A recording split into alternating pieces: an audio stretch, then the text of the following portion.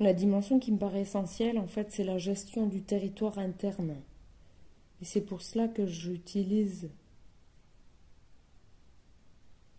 des temps formalisés, qu'on appelle méditation, qui sont en fait une opportunité de structurer sa capacité à rester présent au présent, avant que cet état ne devienne le nouvel état.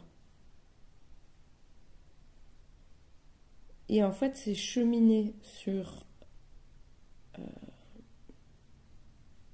déjà rentrer dans son espace interne et en fait rentrer en lien avec son organisation somatopsychique. Parce qu'il faut arriver à y être de manière totalement consciente et intégrale. Sentir quelles sont les mécanicités du dedans. C'est ce qu'on appelle se connaître. Et ça nécessite en fait quand même de développer des aptitudes d'observation, de rester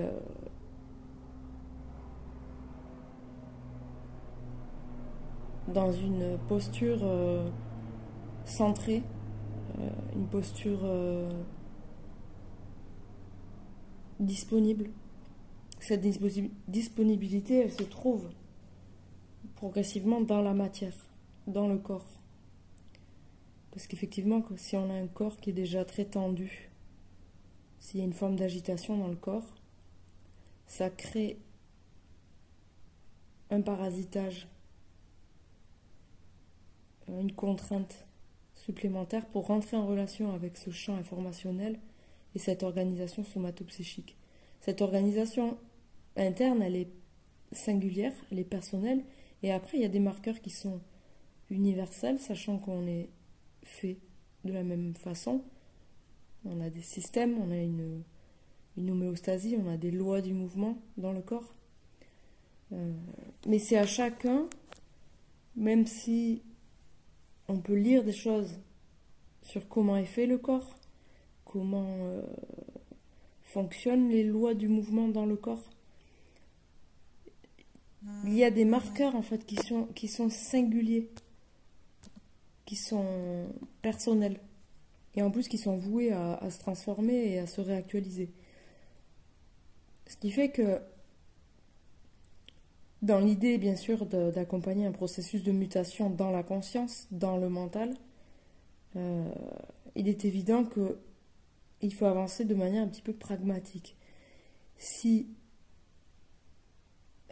le besoin, c'est trouver un peu plus de calme, de détente, de bien-être, il y a une méthodologie sur des outils simples qui peuvent être appliqués, mais comme la sophrologie, comme la relaxation, comme la cohérence cardiaque.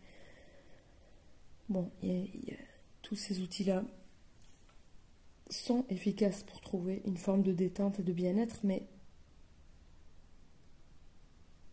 ce n'est pas ça qui va engendrer une mutation dans l'être.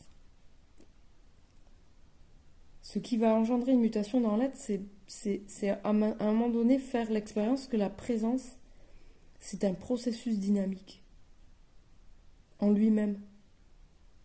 C'est un principe actif. Et c'est là où les modalités de la méditation pleine présence sont intéressantes parce que ça permet de rentrer vraiment dans ce vécu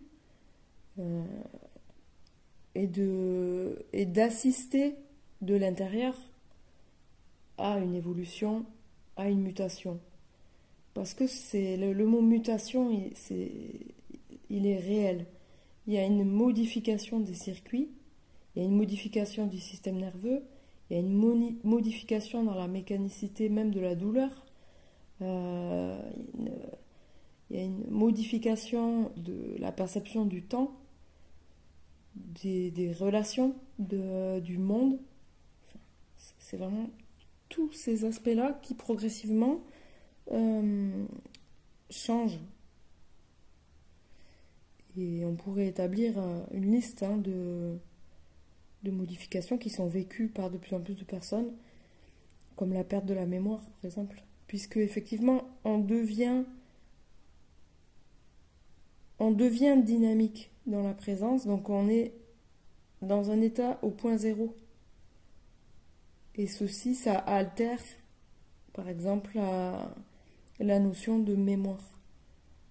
Dans le sens où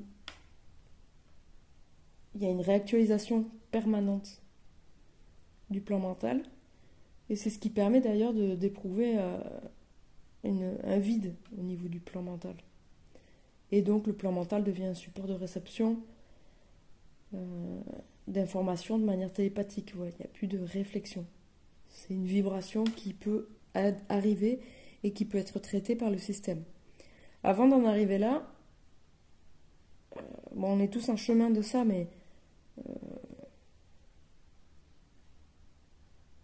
dans le cadre des accompagnements que je propose, j'essaie d'identifier ce qui fait défaut aux personnes, ce qui est manquant, ce qui est compliqué. Et ce qui est compliqué, c'est vraiment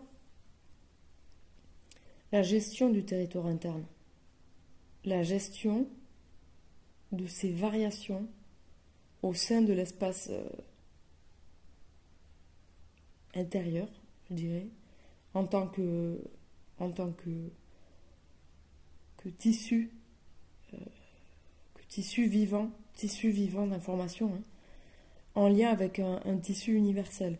Et ce qui est compliqué encore, c'est beaucoup le parasitage de la pensée,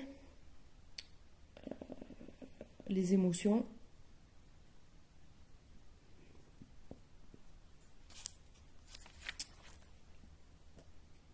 la gestion des éléments extérieurs, en fait. Voilà. Être au milieu des autres, être dans un monde chaotique qui est en pleine mutation aussi. C'est comment je peux garder une intégrité et une homéostasie dans mon espace interne tout en vivant une vie, je dirais, normale, puisque c'est ça un petit peu le challenge, c'est être capable d'éprouver une mutation totale, hein, de ce qu'on est, tout en gardant une place, un pied dans une systémie qui est vouée à muter de toute façon. Et ça devient intéressant parce qu'il y a une cohérence entre l'événementiel personnel et les événements extérieurs et l'évolution de l'humain. Et quand ça peut devenir un processus dynamique en lui-même, c'est là où ça devient très intéressant et il y a finalement plus besoin de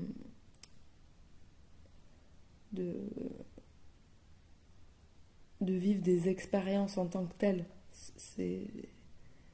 C'est juste des opportunités pour croître, pour parfaire ce que l'on sait déjà, pour confirmer ce que l'on sait déjà, parce que souvent ça va dans ce sens-là. On sait tout. Potentiellement tout est là, ça a été dit 1000 fois. Mais qu'est-ce que ça veut dire tout est là? Entre l'entendre en tant que concept et le vivre, il y a encore un chemin. Et ce chemin, il se fait très bien dans la dimension de la présence. Et ça passe donc par, pour moi, hein, ça passe par ce retour au dedans de soi,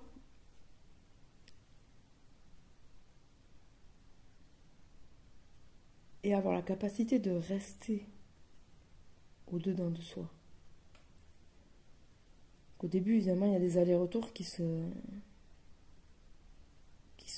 vécus, parce que dès qu'on se laisse sortir de son centre, il y a consentement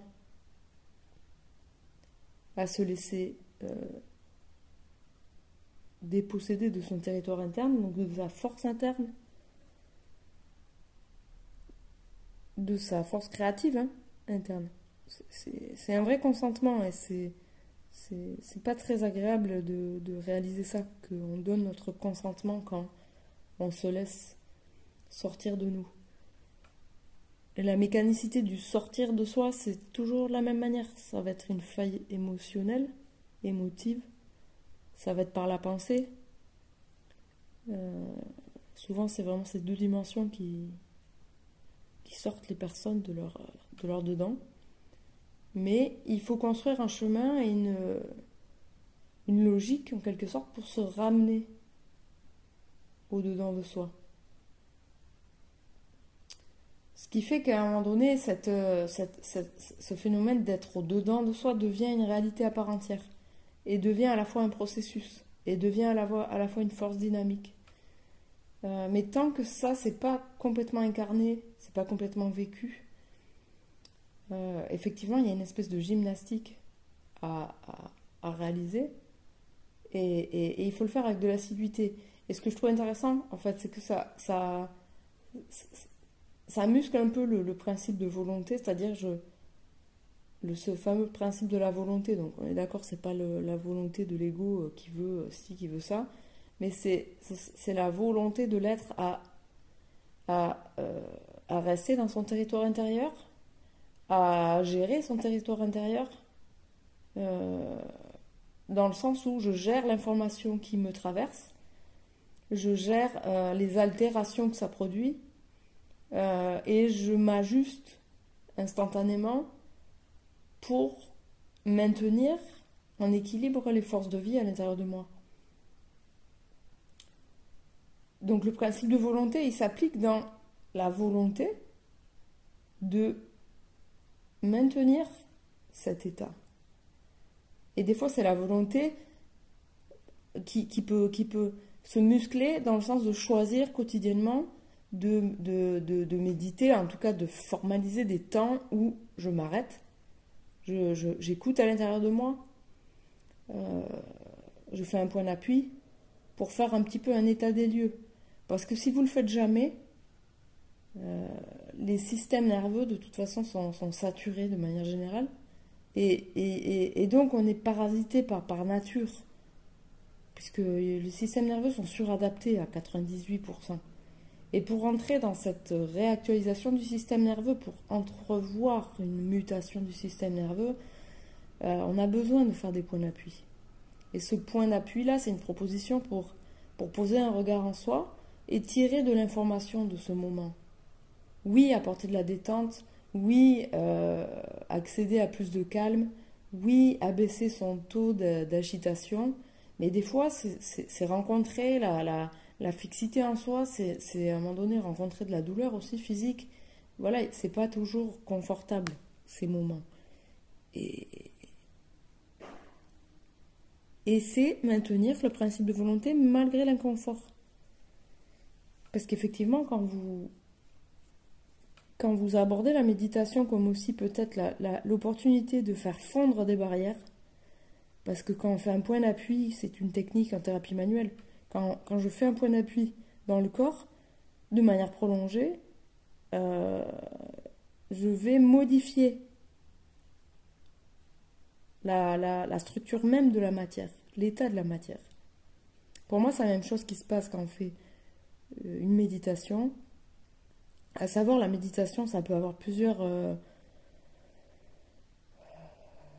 on peut l'aborder de plein de manières. Il y a des personnes qui vont méditer en marchant dans la forêt, qui vont méditer au bord de mer. Bon. Qu'est-ce que ça veut dire la méditation? Pour moi, la méditation, c'est s'offrir un espace d'intériorisation, d'intériorité, où il y a une idée de s'arrêter, de contenir la vie dans un espace où on s'arrête. Parce que quand on s'arrête, du coup, ça révèle des choses qu'on ne voit pas, puisque globalement, on est tout le temps en train de s'agiter. Et donc, si on ne met pas en évidence ces choses-là en s'arrêtant, on ne peut jamais les rencontrer. Donc, c'est s'aménager un espace où je m'arrête, je me pose, Et là, il y a des choses qui vont se révéler à moi, qui vont se donner à moi. Ça peut être de l'information, mais cette information va passer par une dynamique perceptive. De la sensation, de la coloration, de l'imagerie mentale. Bon, elle va arriver par différents canaux, cette information. Et il faut développer la capacité à se saisir de cette information dans l'instantanéité du présent. Et c'est ça qui a besoin d'être musclé par rapport à la gestion du territoire intérieur. C'est se saisir de l'information qui me traverse au moment où ça traverse. Sinon, on est toujours dans le fait de soit anticiper quelque chose qui pourrait potentiellement venir et on se met dans une projection, soit réparer ou devoir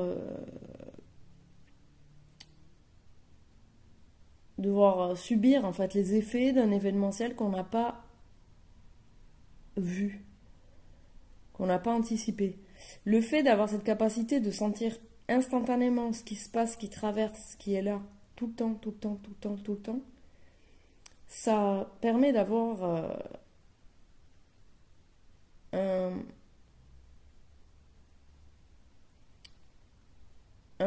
comme un temps d'avance sur les choses.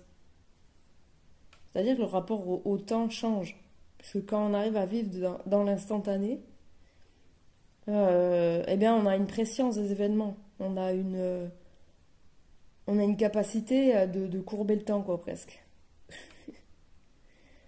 Et ça a un gros avantage parce que c'est ça qui fait que l'être sort du champ expérientiel et qu'il rentre dans sa capacité créative.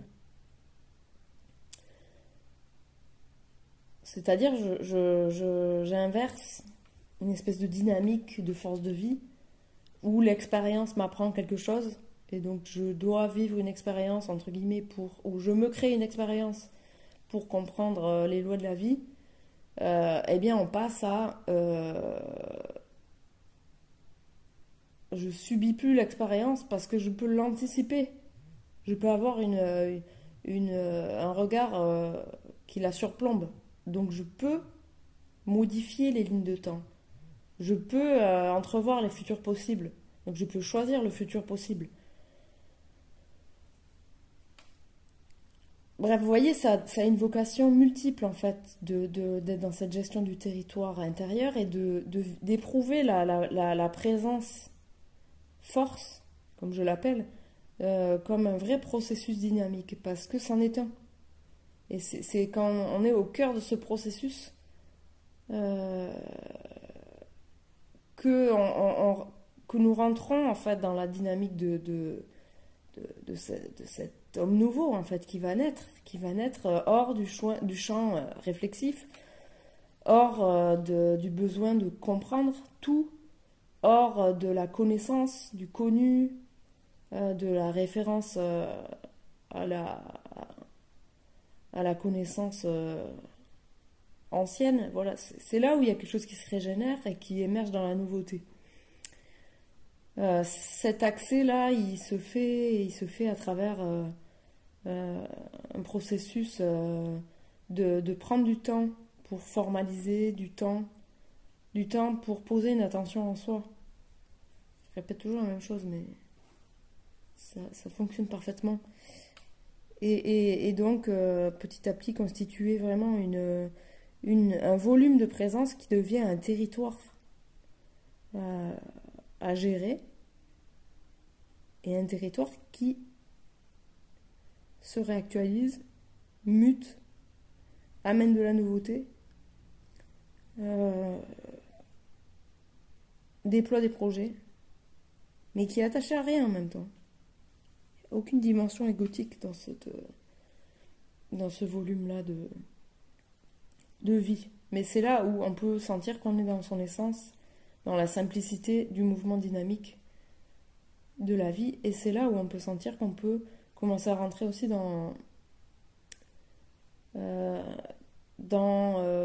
on se rapproche en tout cas d'une mainmise un peu sur la matière, dans le sens où progressivement on comprend qu'on peut commencer à être autonome par rapport à ce système nerveux qui est quand même une clé très importante en fait dans l'accès à une liberté intégrale. Euh, Petit à petit, on peut percevoir qu'il y a une dimension de profondeur du cellulaire qui est accessible.